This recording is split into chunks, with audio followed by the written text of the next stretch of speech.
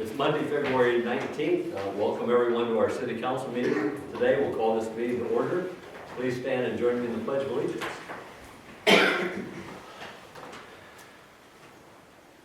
I pledge allegiance to the flag of the United States of America and to the republic for which it stands, one nation, under God, indivisible, with liberty and justice for all.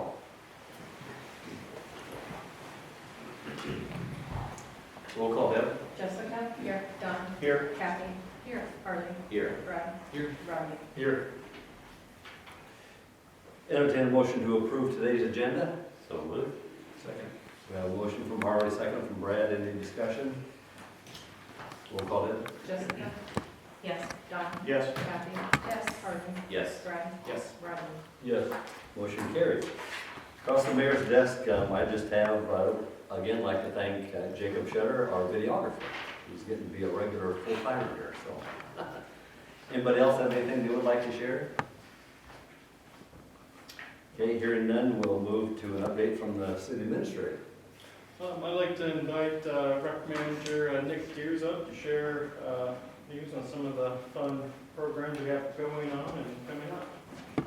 Okay, good evening. So right now, currently, what we have happening right now, we have our youth basketball program, and then we also have all of our dodgeball nights. So tonight is actually dodgeball night. That's been going over really well. And then for youth basketball, our numbers have all improved from the last 2 years, so I'm proud of that. And then at this time of year, one of the things we do is we have to prep for summer, we have to prep for spring. So right now we have all of our registrations are open for our baseball and softball, for our youth spring soccer.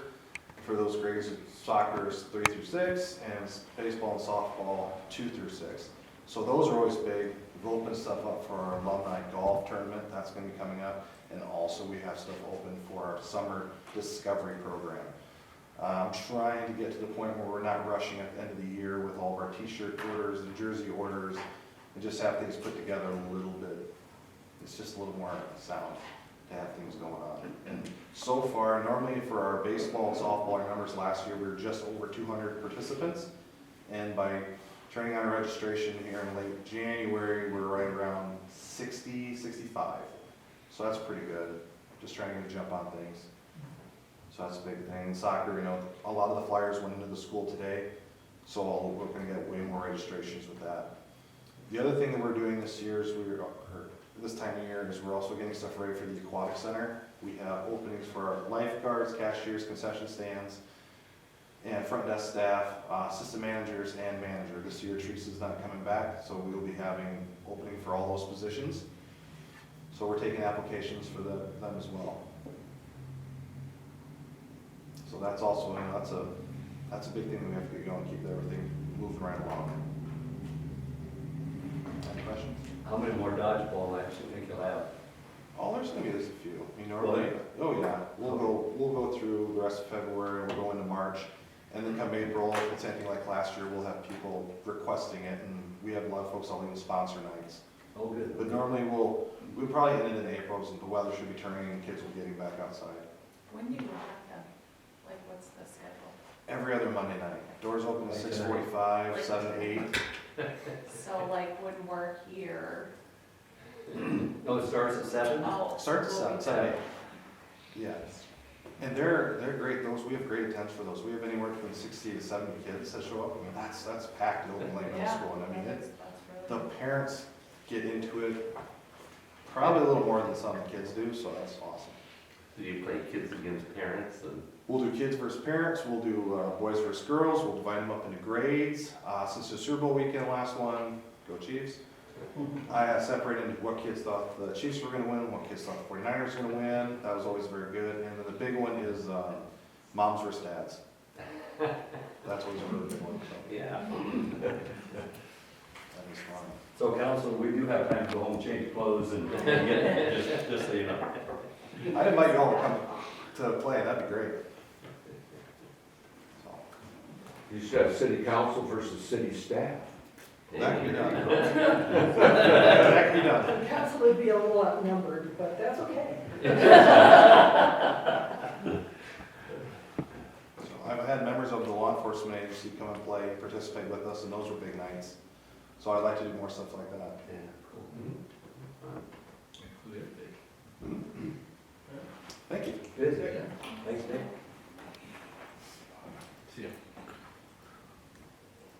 And this kind of other reminders that we have out there that the notice to bidders for ash tree removals for 2024, we're still accepting bids for those, so those would be, proposals will be accepted when bids are opened at 9 a.m. on Thursday, February 22nd. And then the wastewater treatment project, that is still out for bid as well, and that bid opening will be March 6th. 6 or 8, Six. remember? So- Whatever Monday is. We've, from what we can tell, there's a lot of contractors and subs pulling plans, but we'll just have to wait and see how bids come in on that project. That's all I have. Okay, thank you.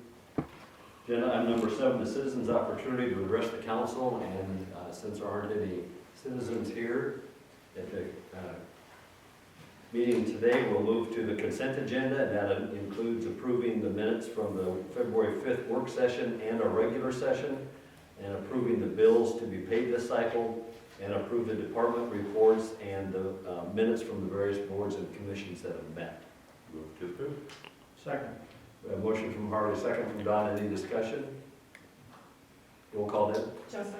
Yes. Don? Yes. Kathy? Yes. Harley? Yes. Brad? Yes. Rodney? Yes. Motion carries. Thank you. We'll move then to agenda item number 9, and this is the third reading of an ordinance establishing an urban forest utility.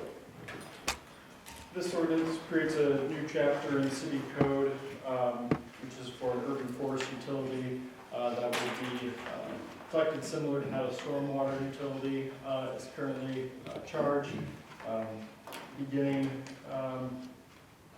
March 20th, which will be in your April bill that comes from AMU. Utility customers will be charged a $2 a month fee for the urban forest utility. Use of those funds will be restricted to go towards expenses related to the maintenance, treatment, planting, and maintenance of city-owned trees and right-of-ways, parks and green spaces, as well as expenses for things like the operating the compost site. So it won't cover all of those expenses that the city incurs, but it will provide a supplemental funding source to help cover those. It was really prompted by the discovery of Emerald ash borer in Cassuth County, and the number of trees that we're having to treat and take down for that. So this is the third reading, so if this is approved tonight, we will have the ordinance published next week, and then it will be ready to go into effect on March 20th. And then I had also uploaded, I think Joanne did one update today, but we've got a billing insert that will go in the AMU bills explaining the rationale behind the fee, the use of the funds, and the current and future fee schedule.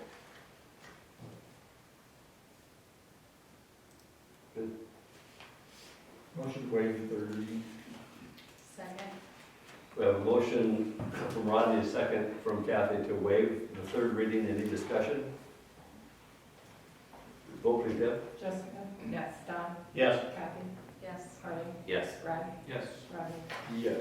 Motion carried. Motion to approve third reading. Second? We have a motion from Rodney, second from Brad to approve the third reading. Any discussion? Vote please, Deb. Jessica? Yes. Don? Yes. Kathy? Yes. Harley? Yes. Brad? Yes. Rodney? Yes. You just approved the forestry thing, right? I just got back to town, I didn't have time. We lost all our trees on Worcester, and now they're charging a fee, you can't plant a tree on parking. It just kind of seems ironic in a way. I was out of town the other two meetings, couldn't be here.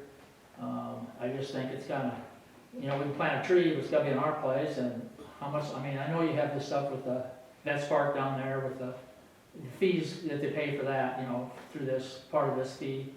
But it just seems ironic, all the people on Phillips, they can't plant a tree on a parking.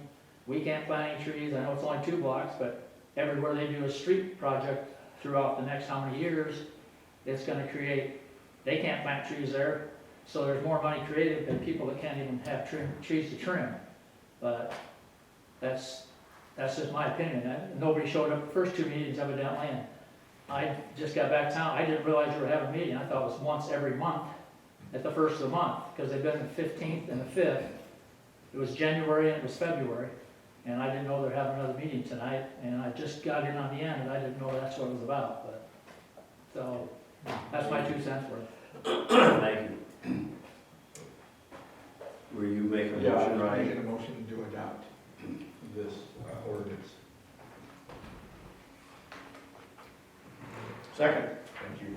We have a motion and a second then to adopt this ordinance. Any discussion? Vote please, Deb. Jessica? Yes. Don? Yes. Kathy? Yes. Harley? Yes. Brad? Yes. Ronnie? Yes. Motion carried, thank you. Agenda item number 10, this is a resolution concerning the airport runway extension project phase 2. Joe Rosenfeld with Bolton Inc. Is the airport consultant. I'll let him kind of give an explanation and background on this project. Sure. Joe Roenfeld, Bolton and Mank, 1519 Baltimore Avenue, Ames, Iowa. So tonight you have before you our fee for our services related to a project going on at the airport. And I'll describe this kind of project and how we got to where we are today. So a few years ago, 6, 7 years ago, the airport actually lost its approaches to the airport at night. And as part of that, there's been multi-projects out at the airport, including land acquisition, a grading project that we're just going to be finishing up here in the next few months once the weather is nice. And then this final project for paving and lighting of that. And that does include a displacement off of runway N12, which is the northerly end, and then a 240-foot extension off the south end, which will bring your minimum runway length to 4,000 and your other length to 4,200 available. Which is 4,000 is considered the general utility aviation lane that's out there. There are a lot of airports in the state that have that. So in terms of the overall project, looking to go to bid in the next few months here, with bidding occurring then, and then construction will not occur until actually calendar year 2025. That's partially related to FAA, getting the funds and having those available grant dollars. Also, it's also related to your approach procedure development. So as part of having, getting the FAA funds, we've also had to do a approach procedure into the airport to make sure that pilots know how to get in and out. And with the schedule that FAA's presented, it was originally supposed to be this fall, and that was actually moved to October 2nd, 2025. So that's why we will not be able to construct until 2025, in the fall of 2025, is because of this. And so what you have tonight before is our services to help you through the paving and lighting portion. The fees are not eligible for 90% reimbursement through the FAA, and they've also been validated via an independent fee analysis.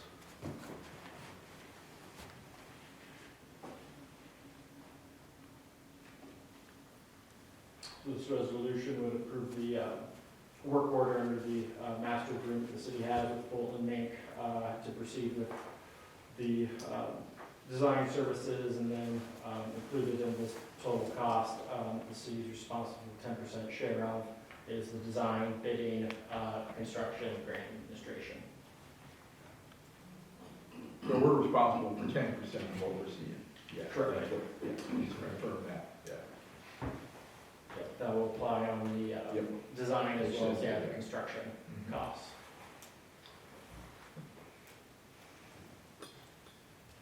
Make a motion to approve the resolution regarding the work order. Second. A motion from Rodney, second from Brad. Any discussion? Vote please, Deb. Jessica? Yes. Don? Yes. Kathy? Yes. Harley? Yes. Brad? Yes. Ronnie? Yes. Motion carried, thank you. Thank you. Agenda item number 11, this is a resolution that sets a public hearing for the property at 812 South Moore Street. I was contacted a few weeks ago by a person who's looking to buy some properties in the city of Algona and tear them down and possibly put up some newer rental housing or for sale. During that conversation, they told me that the city owned property at 812 South Moore Street. I sent him the bid packet that was approved last August. He came in my office and offered us $200 for the property. So this will help move the sale through. We have to have a public hearing prior to selling the property. So this was a dilapidated property that the city acquired back in 2022 through a tax sale, that we had issued a request for proposals back in August of '23 to redevelop the building or the site to make it safe and habitable place to live. And so we had an initial deadline for consideration of this application, none were received, but then the RFP stipulated that it would remain open on a rolling basis until we received an interest in it. So it would come with a development agreement and conditions that from time to take possession, they have 2 years. On contract sale, they have 2 years to make the improvements to bring it to the city standards. But otherwise, this is the only bid that we received, and we kind of get to the point of if, at some point, if we have no interest, the alternative is that as the current owner of it, we'd be looking at, the cost to demo and clear the property. And obviously, we'd always like to see a property rehab if possible. So, looking at for a timeline, we propose to have the public hearing on March 4th at 5 p.m. And whenever the city sells real estate, we have to have a public hearing on it by resolution. So that's where we're at today. So this is the person who wants to demo it and build new? He's not sure what he wants to do. He said from the pictures, he would probably demo it, but he's gonna get with Devere and get inside this week to see, pictures tell you one story, but seeing it up close is another story. But he said if he does demo it, it'll be done within the first year. Might be another year before he puts a slab home on. It is kind of a narrow lot, isn't it? Yeah, that's one of the reasons we wanted to pass the residential zoning code upgrade to account for, Yeah, because that lot's only I 50 think, feet wide, so, non-conforming lots. yeah, before we did that amendment, it's like, well, a house was there, but now it's gone, we Right. can't put one back, so. And does it slope in the back also? Is it a shallow? It's- There's a small slope in the back. Oh, okay. There's that, It's- big hill right in front of it, it's not gonna be the easiest site in the world to redevelop. I just wondered in the agreement, if they demo it, is there a time to put something new on it? Or is that really not an option? I mean, in the past, a little north of there was a double lot that they thought they were gonna build on. They ended up just reselling it and it sits empty. Well, his plans are, he's got 3 houses, this one included.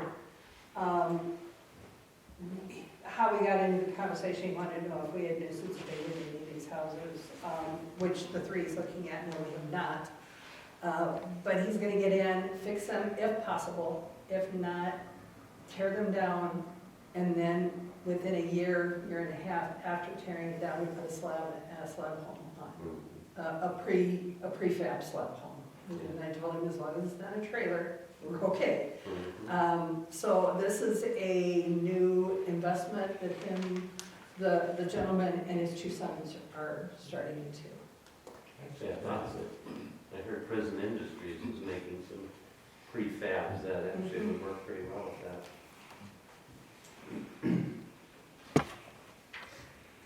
Right now, though, we're just approving the public hearing for. Correct. Correct. Right.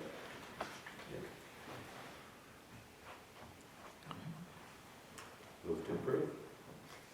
Second. A motion from Harley, second from Brad to approve this public hearing on March 4th at 5 p.m. Any discussion? Vote please, Deb. Jessica? Yes. Don? Yes. Kathy? Yes. Harley. Yes. Joe. Yes. Rodney. Yes. Motion carried, thank you. Agenda item number 12 is an appointment to the Housing Commission.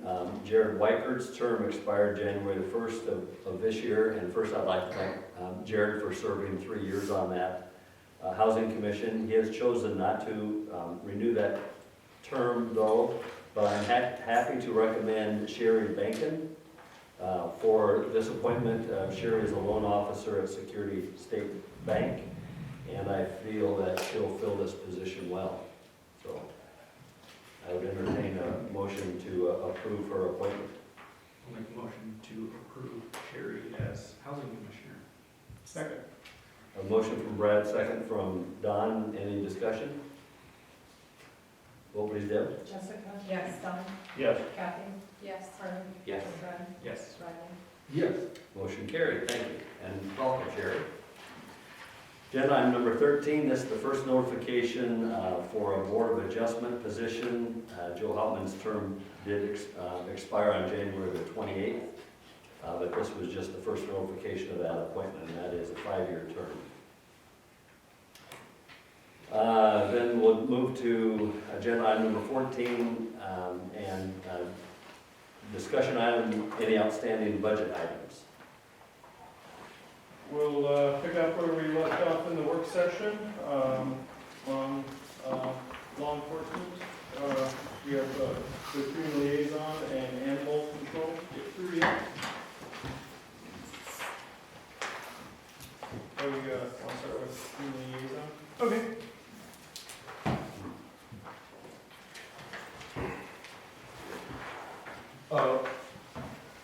That position's, it's been going well. We just had a meeting, Jacob couldn't make that, but, and I would like to have her come here and present, start showing you guys some of the stats that we have. She made a really nice PowerPoint, and I'll address that, I'm getting that on at some point, so you guys can kind of see, what we've been doing, or what, by we, her, what she's been doing, and some of that stuff. So, just a little bit of background, how this position got started was the city received a grant through Care Connections of about $128,000. 128,000 something. And that was for the startup costs and year one operations of that position. And then we had gotten financial commitments from the city council and the City County Board of Supervisors to use ARPA funding to fund that position through the end of calendar year 2024. On the CARES Connections grant, we originally thought that funds had to be used by the end of fiscal year 23, and everything else went back. We found out that we were able to, as long as the program was still going and those unspent funds, we were able to continue using those, which resulted in maybe 4, 5, 6 months. About, 6 months, yeah. We were able to get out of that additional funding. So we originally looked at, all of this fiscal year being paid for out of ARPA between the city and county, but we're now just here in this calendar year starting to tap into that funding allocation. So that's something as we kind of get into for the upcoming year, we would ask the county that originally allocated up to 70, we had allocated to 75 of we'll be able to use now FY25, hopefully with all ARPA funding coming from the county and the city. Thinking that the city will use ours first because then it's technically spent, and that the county will have them issue us a check for their share by the end of this calendar year, because that's when the funds have to be spent by, so it's spent on their books. They basically have hired a contractor, a fee for service, and this will be able to use those funds in the back half of the fiscal year to pay for all this fiscal year with ARPA dollars, where originally we were looking at only the front half of the year with ARPA, and then the second half of the year being non-ARPA funds, but still split between the city and the county. Is that, I think? Yeah, that is spot on right there, that's exactly what we're looking at. So, yeah, in terms of this position, it won't have, any general fund, impact for, the FY '25. But after that, again, kind of gets back to some of the, presentation of some of the stats and, information that Marissa can share in terms of the value of the position to the community, but also the, time, it saves, Yep. and just, more efficient operations. Yeah, it's been going well. We actually, with just a quick overview, a couple of quick stats, we weren't sure about how much was gonna use city versus county, and, from all the stats she has, it's almost straight across the board. There was a few months it was really heavy city, few months heavy county. I don't think she was super pumped, but I said, you're gonna keep doing the stats, because I wanna keep this going so we can continue on. Yeah, it's been the stats were very, very close, from county use to city use, which it makes it a little bit easier. And one of the ways, I don't know if you wanna get into what we were looking at the following year of where we add that, one thought was, and that's kind of part of that, looking at that 38%, now if we're going back to the LEC budget, that 38 to 45, is, one thing about county, they can't give mental health money out. Well, with this position, and part of us getting the grant, she is certified as a dispatcher. That is not something she's required to do, but her office is right next to the dispatch center. Well, over years, there's talk when dispatchers are busy, and I've been in there before, it's out of control. The amount of phone calls that are coming in and what they're doing on computers. Our goal with that was, if she's there, she can just step right in to start offsetting some of them phone calls. Taking a little burden, because we have 2 dispatch centers set up, she could just help out with that during the day. That's just one of the things we were looking at with that. But the other is, how do we fund that afterwards if it's under that community liaison, which is semi-mental health, is kind of one of the overlying things with that, was looking at putting that position under the dispatch center to help with that as well. And that would be a way to, we already have that agreement in place there, and that would help with that. So that's something in the future we're kind of looking at with that with that community liaison position of, if we put it there. When we created this, we had, basically 2.5 years of funding, and we wanted to make sure we had long enough time to, recruit, good candidates, but then do, collect that data set, Yeah. and just with being able to use some grant funds, a little bit longer, we want to have, 3 years, before we actually, look at using non-grant allocated funds, again, so we look at kind of what's an equitable cost split between county and city, as well as kind of return on that investment of not just kind of, the hard numbers, but, some just really compelling stories of, being able to link resources for people and help connect those dots, is really a benefit. The one thing that was really nice, I went to a 2-day conference, and they had a person there.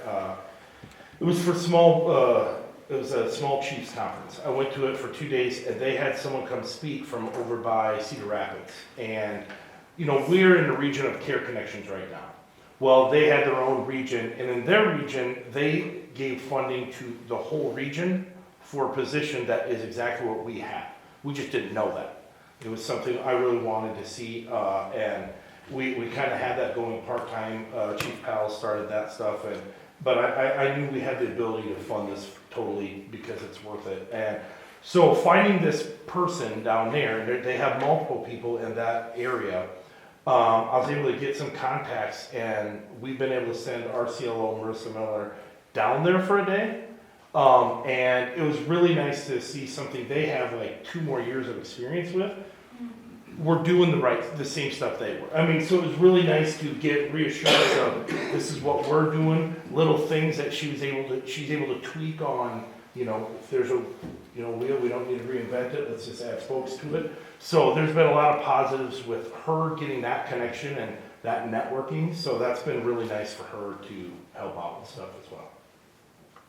So you can stay the officers have really seen a difference in the things that she was initially hired for, of, fewer follow-up calls. Yes, that's gonna still take time to really see follow-up, but yes, there's things that, as a law enforcement officer, you're just like, I didn't think I signed up for this. And it's just been really nice because not everyone has the same background on compassion or seeing, and she has done a great job of just taking that over.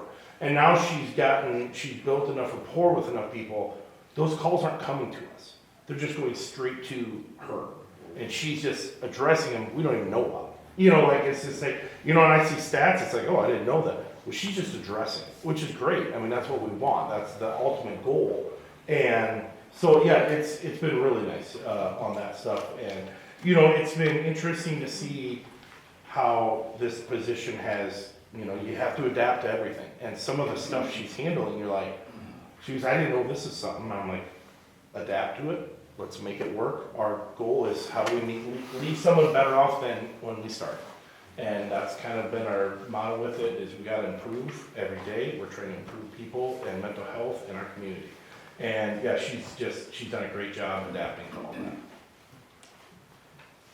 So total expenses for the CLO positions, benefits, it's $91,000. Again, that will be paid for with a split between the city and county, ARPA for 5.5. Any other questions about the community liaison position? Bridget? Okay, animal control?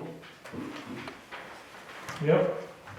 Animal control, it's normally pretty basic. We're going into kind of a couple different years now with our animal control. The pound has been down at the sewer plant since as long as I can remember.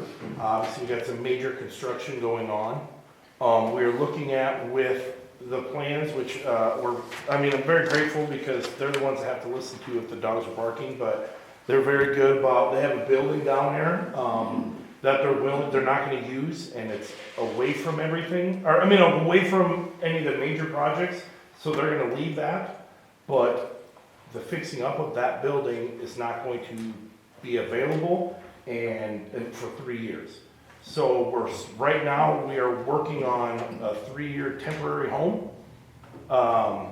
So he just brought it up. You can show where our pound is right now, which is, yep, right there is where the dog pound is, that white building. And now the new one, which is just an older building, but that will be the new pound in time. Again, they can't address any of it because there's some major lines going underneath.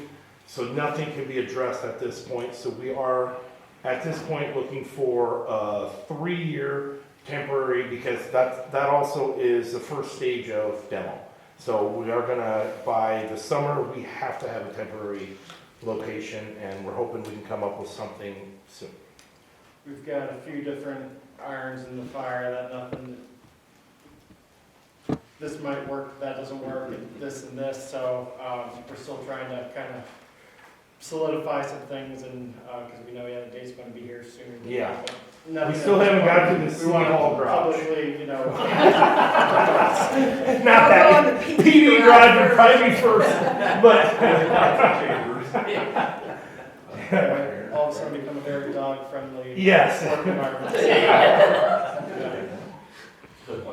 But, yeah. So that's kind of the big stuff that we're looking at in the dog pound. Mark McGregor has been, he's been the dog handler. Mark and Kelly have been doing our dog handling for quite a few years. They do a great job. There's not many complaints. They go and do their job and get it done. And they're county deputies that. He's a county deputy, and she works at Pharmacist Mutual. Yeah. So we that salaries and wages, that's just on a contract basis that we do that, and then going back a long time, it's been that $7,200 a year, and then this year we're proposing to increase that to $8,000.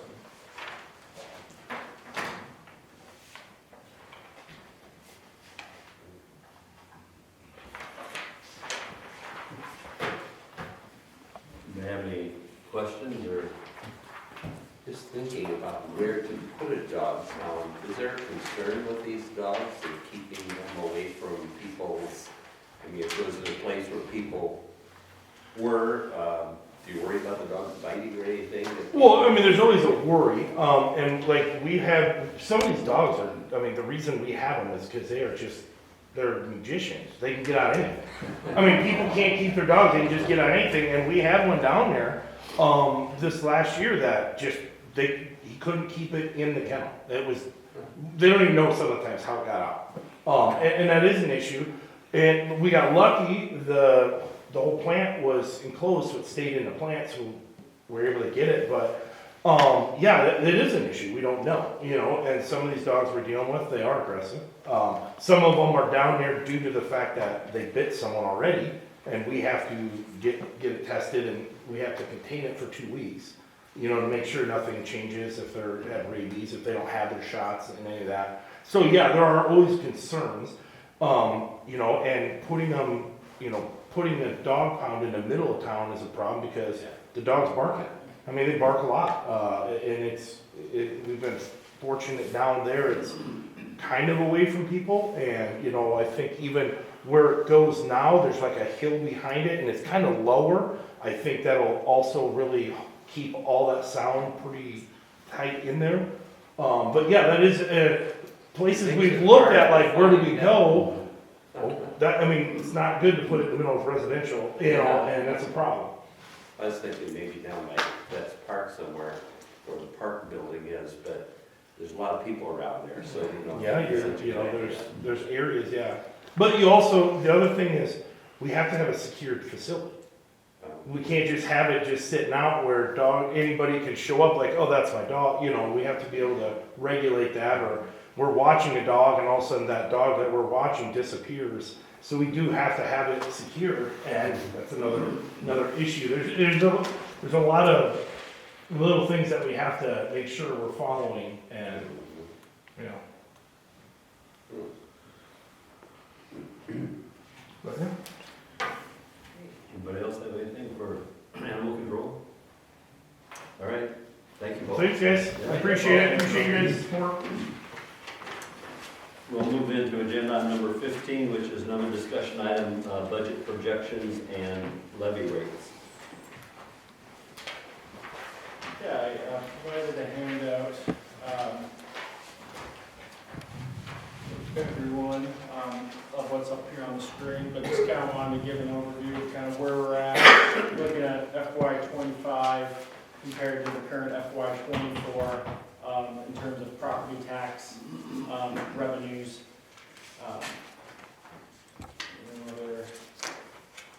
So one of the kind of big changes that we saw, year and a half ago was, our assessment values, went way up. So there's always concern about, if that increase correlating, property taxes. On the commercial side, there's a new business property tax credit that taxes the first $150,000 of commercial at the residential rollback rate, which this year is about half of what it otherwise would have been taxed at. And then two for this upcoming fiscal year, probably the biggest thing kind of impacting how we manage our property budget for property taxes is the residential rollback went down significantly. So in FY '24, the residential rollback was 54%. So that means on their $100,000 assessed house, property tax levy was applied to 54% of that, so $54,000. Coming up for FY '25, because of the way the state weights the statewide increases in assessed value and placing a limit on that, the residential rollback decreased to 46%. So now that, say a $100,000 house, the property tax levy is only applied to the first $46,000 of value on that. Now, obviously, from year to year, your value of your home might go up some, but I think a lot of those, it's going to basically be taken care of by that decrease in rollback, or by that decrease in rollback. So just on terms of property tax revenues, despite, our valuations on residential and commercial going up,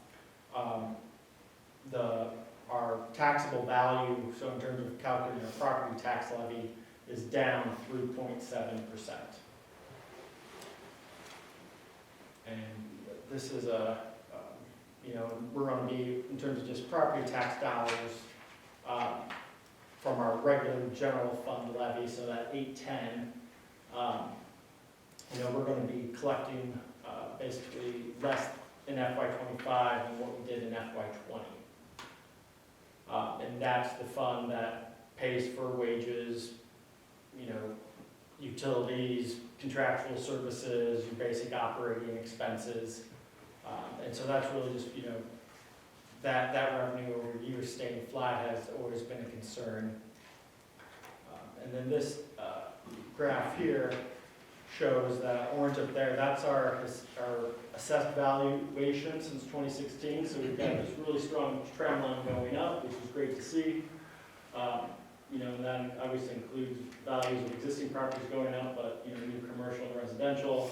But again, when you look at our actual taxable value, despite that, increase, we're pretty much staying flat, again, for our taxable value being less in FY '25 than what it was in FY '20. So it doesn't impact the tax levies all the same, but just kind of wanted to get that as a primer in terms of when we look at our levy rates and what we're actually collecting in revenue and where that hits. That'll make a difference. So sheet up on the screen right now, so now on the left-hand side there, FY '24, that's our current fiscal year. So our property tax levy is 15.64, and of all these various levy authorities, the city is collecting approximately $4.25 million in property taxes. One of the changes in last year's property tax legislation was it combined the emergency levy and the regular general fund levy. So instead of always having that nice clean 8.1, that one levy got erased, and so now that's in that 8.36. So again, kind of that yellow rows of being our general fund levy, again, which funds the bulk of our operations, is about half of our total property tax revenue. That's going down by about $80,000. And that's, we're at the cap. There's nothing we can do about that. The non-voted permissible levies, publicly owned transit, that we're proposing to increase in terms of what we collect for that, and that was just looked at reevaluating kind of our cost distribution for running that service. We previously just had a portion of Mary Coolman's salary paid out of that, but between Mary, Nancy, and Deb, they all take those calls, and Deb oversees the program and supervises the drivers. So we relooked at kind of their time allocation and increased the share of Mary's and put a portion of Deb's salary under that levy as well to reflect the time and effort. So that levy would go up under kind of this working draft of a levy budget.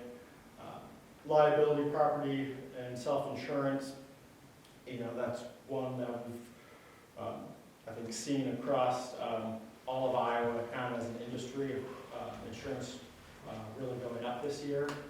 And so that's, and I think we're looking at 20–25%, and we asked, it's like, we haven't had anything, like what's really causing this, and it was like, well, looking at statewide and what losses have been the last couple of years with the derechos and other storms, that's insurance. We're all carrying that burden with the increased rates. And those are levies that we can charge what's necessary.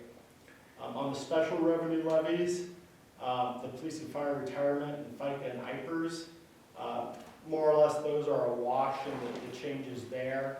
and just on how we're documenting the collection of how the police retirement is funded. We used to just pull that out of the IPERS, and now we're pulling that out of that police and fire retirement levy. And then we have a $99,000 decrease in revenue generating under other employee benefits. And so that includes, right now in this draft, using about $125,000 in existing fund balance in that employee benefits fund. We had, a couple of years ago, kind of generated an excess balance in that fund. And so we put together a plan to spend that down over time. At the same time, we switched our health insurance plans, and the city, we took on a bigger self-insured liability. But looking at our past and future number projections, that we should consistently save enough money that even if we had a really, really bad year with a higher liability, we're still going to be money ahead. We've saved even more than what we anticipated on that change in our health insurance plan. So that's been nice, but then it's also kind of some of that levy and dollars that we plan to keep down in that fund balance haven't gotten down as much. So we still have a good amount of that balance there, about $300,000 to $400,000 that we want to spend down over about 4 years, because those will eventually go away. So this would be that 125, and then probably looking at 75 and 50, and kind of ratchet it down, because we do want to keep a good amount in there for kind of that worst case scenario, and just to help absorb if there's a dramatic increase one year to the next. So using that fund balance is how we're kind of looking to buy down the property tax levy that we'd otherwise have to collect to pay for, but we're just using previously collected funds. And then on the debt service levy, that's is up by about $190,000. Last year we had used $150,000 in local option sales tax to buy down that debt service levy. That isn't in this current version of the budget.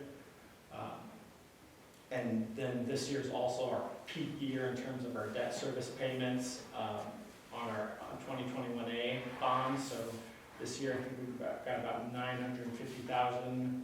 Well, that's total all funding sources.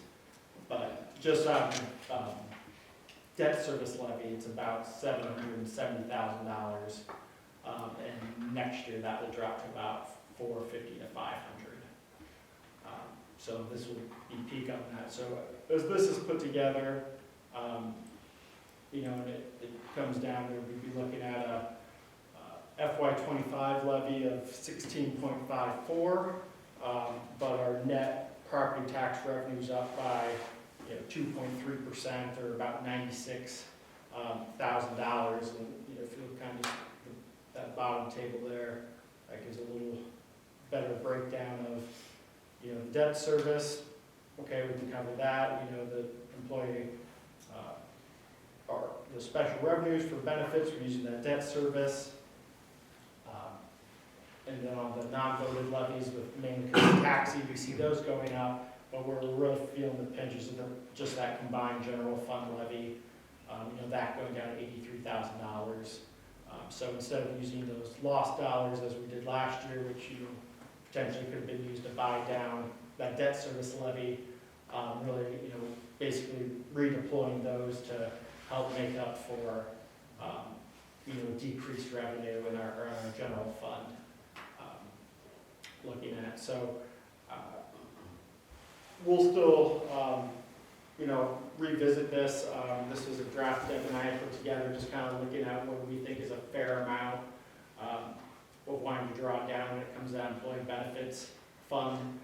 We've got a meeting later this week with our insurance provider that we should be able to get some more accurate numbers on kind of projecting those of wanting to use as much as we can to buy that down, but at a graduated rate, because eventually that, that will be money that will either have to, come from somewhere else, or, have to be offset another way. originally that rollback was set up between residential and agriculture to try and help farmers out with wildly fluctuating taxes at that time rurally. But the whole system worked in reverse, not as expected, and started ratcheting down residential instead.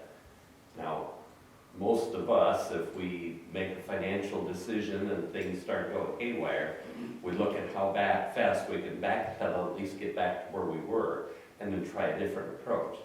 But not the legislature. Instead, they say, well, let's just keep going, and then we'll keep throwing in new laws and new laws to really mess it up and make it very difficult. Like I've always said, every level of government tries to control the level under them.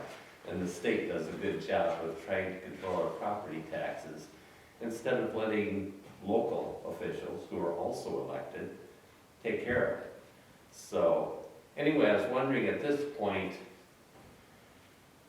is the ratcheting effect totally automated, or is there a certain amount of human factors saying, okay, property taxes went up, so we need to suppress this more?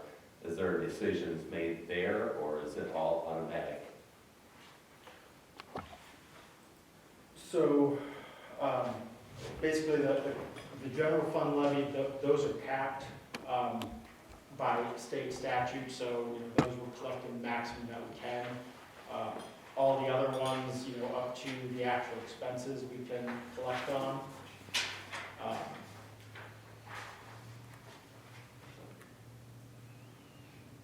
And so, kind of, I guess I'm not exactly sure what you're asking. Okay, it's just the rollback amount that they figure every year. Is that all in a formula, or is there a certain amount of human factor there where they can adjust it? So my understanding is kind of the human factor, even they have guidelines, but there's a human factor when they're going out and, assessing properties. And then the state gets, gets all that data in, and then there's a rollback statewide so that the, of existing properties only, that the assessed value of residential or ag land does not exceed more than 3% increase in a year, whichever one is less.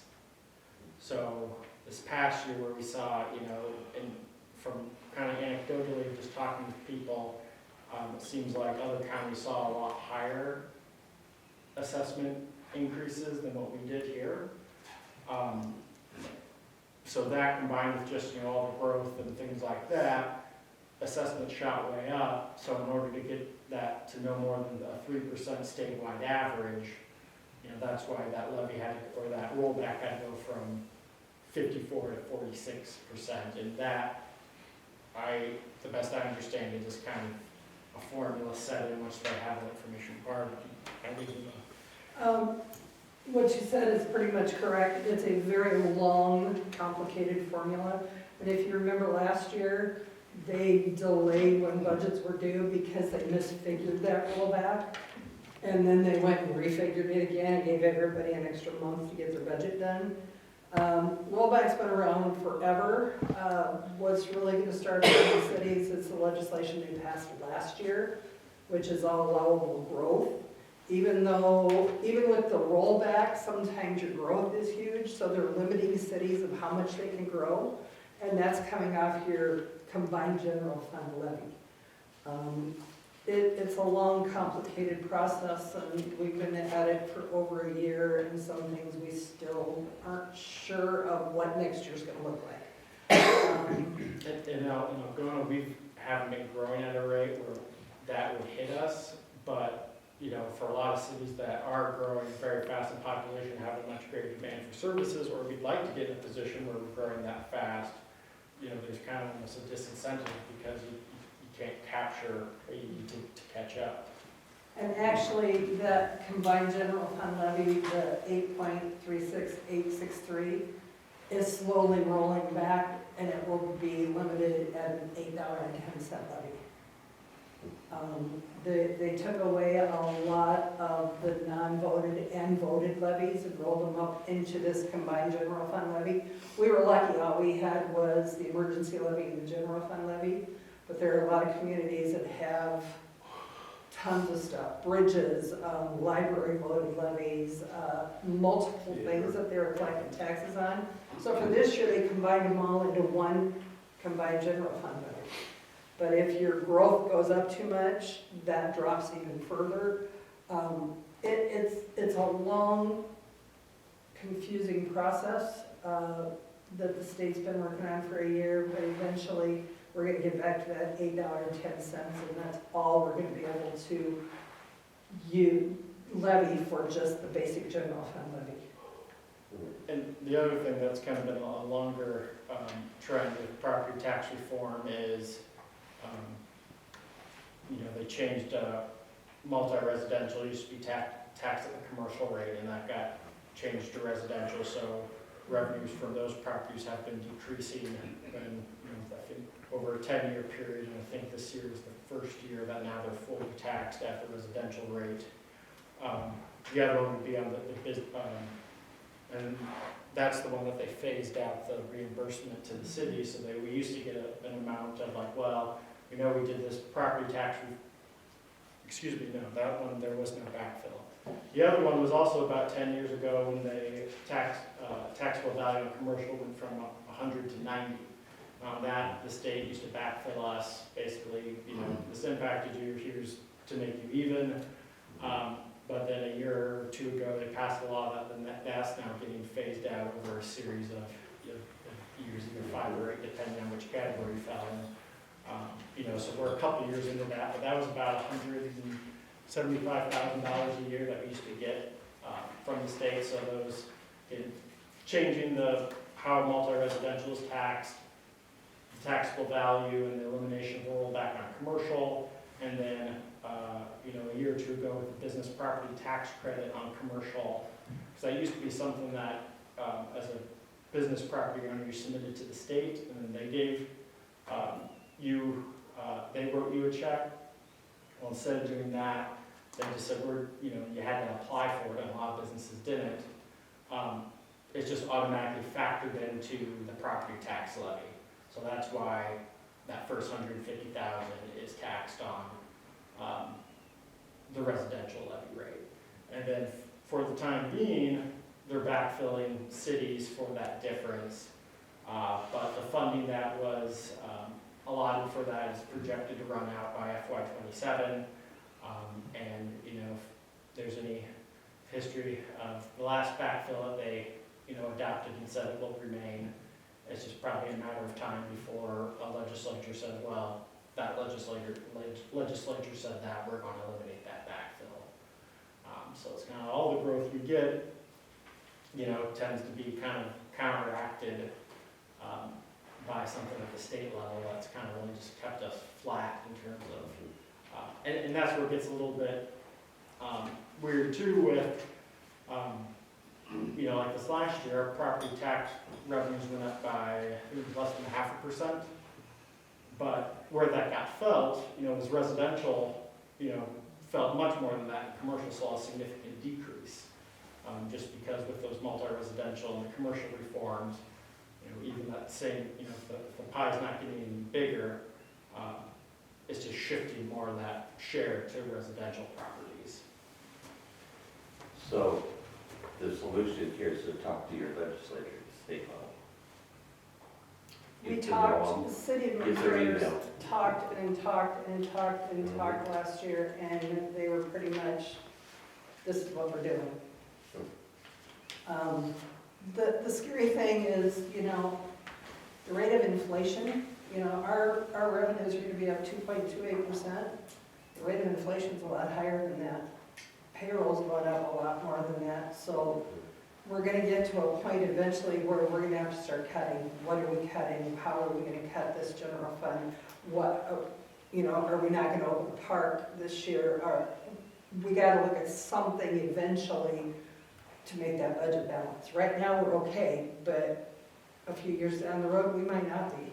And that's probably the reason why I've looked at, various fees this year, like the urban forest utility used to pay, we started originally paying for Emerald Ash Borer, our local option sales tax, which, we've been very fortunate as one of the communities that have seen significant growth in that, and that's really papered over a lot of our challenges. But, not every community's that, in that position. So we've seen a lot of growth in that. And I suppose that was always kind of used for just the really big, we need a dump truck, we need a big piece of equipment, we pulled it out of that.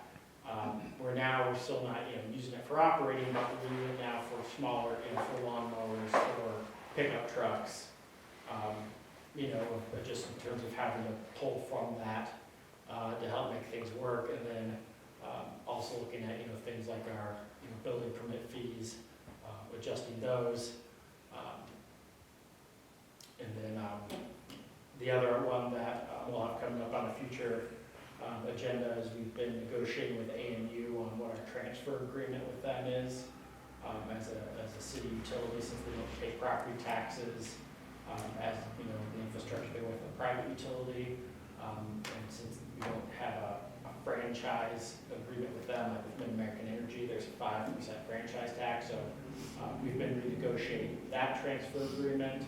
As a way to, ultimately it has to get paid by the utility, but it's, as a way to generate more money to go towards the general fund of the city. So that's what we're looking at for how we're going to make up for, inflation, increased costs, everything, even though, effectively on this, the last 2 years, we're looking at less than net 3% growth.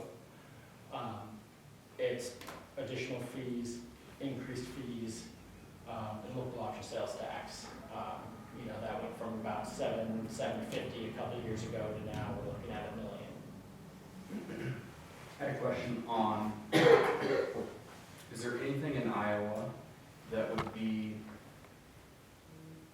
would stop us from putting a minimum assessed valuation on a home? Like, for instance, you've got areas in Algona where you've got a majority of homes that probably assess at $200,000, and then an outlier that's $80,000. It's not a very accurate example because Algona is so variable in prices, but saying, okay, in Algona, a home cannot assess for less than $50,000. I don't think you can legally do that. You But can do it when you have like a TIF agreement. During the length of that agreement, you can have a minimum assessment value. But I don't think the state of Iowa will allow us to say the minimum assessment for a home in this town is this much. Okay. But I would like to know how assessments work.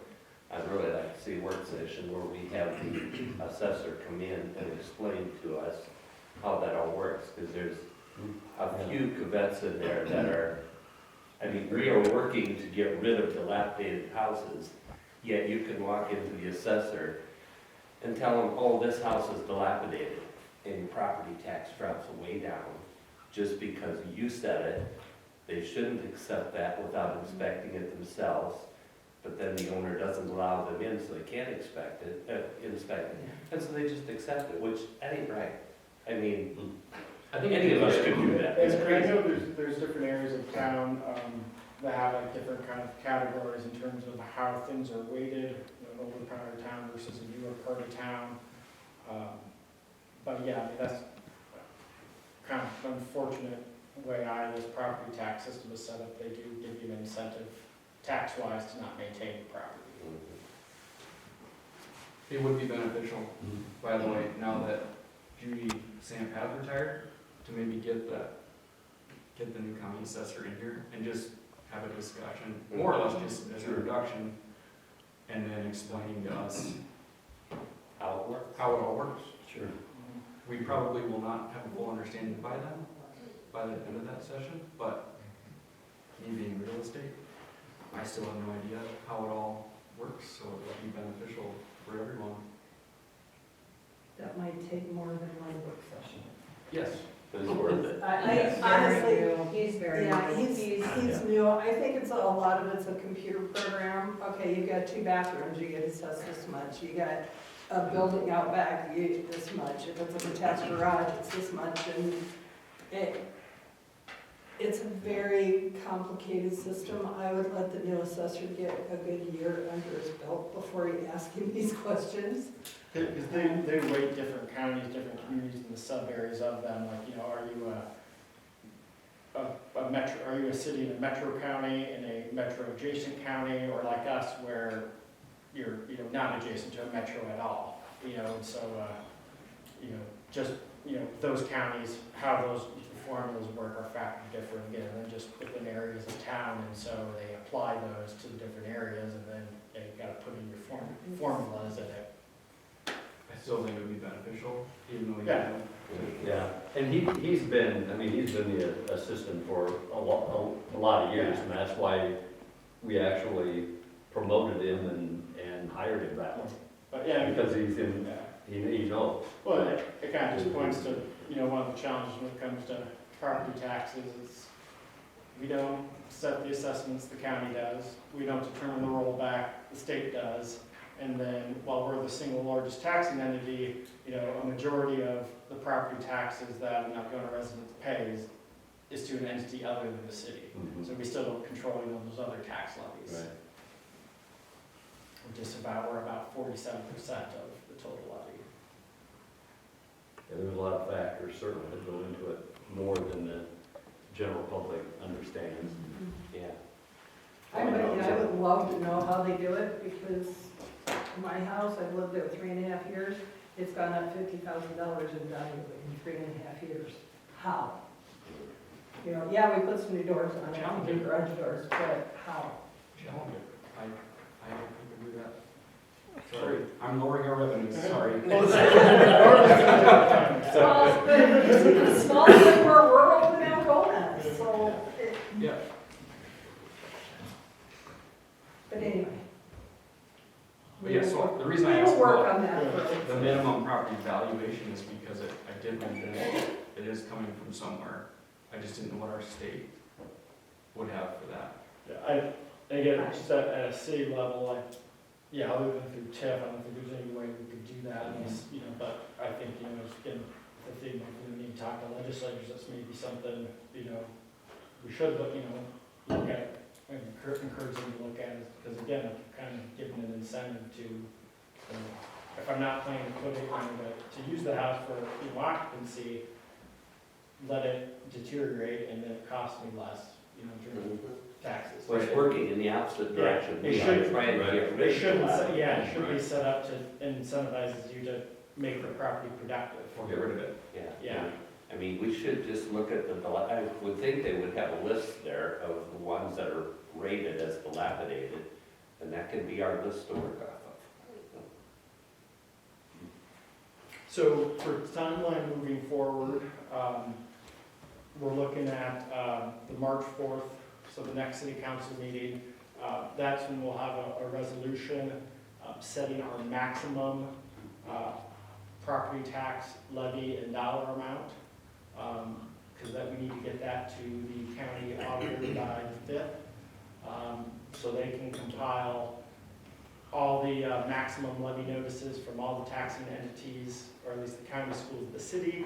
And then every resident in Cassuth County will receive a notice in the mail of the current fiscal year property taxes, levies, and dollar amounts, what the proposed maximum is, and then what that impact would be on, you know, $100,000 value residential property, and then providing notice of when the hearing is on that entity's maximum property tax. So we'll kind of get solidified the maximum amount. We probably want to, you know, within, you know, not just maximum for the heck of it, but, you know, provide ourselves a little bit cushion if we think this is where we're going to be at. And then approve those on the 4th and set a public hearing regarding those for April 1st. That public hearing will be at 4 o'clock, and it will actually be a special meeting. We need a quorum for that. We will have a special meeting at 4. The state's recommended keeping it open at least 15 minutes and having at least a half-hour gap between that and a regular meeting. It can't just be held as a public hearing, as part of a regular meeting like we typically do. It specifically has to be a separate meeting.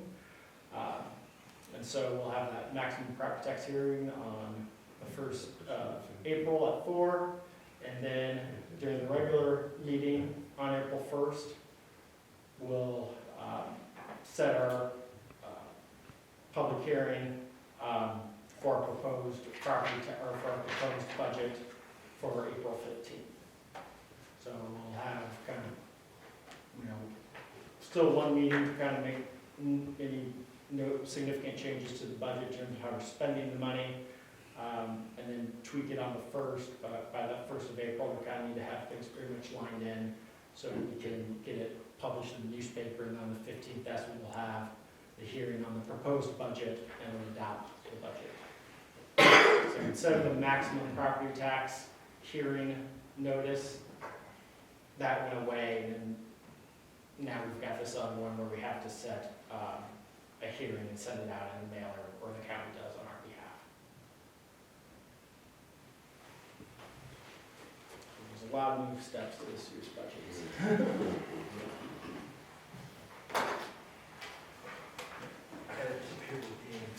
Okay.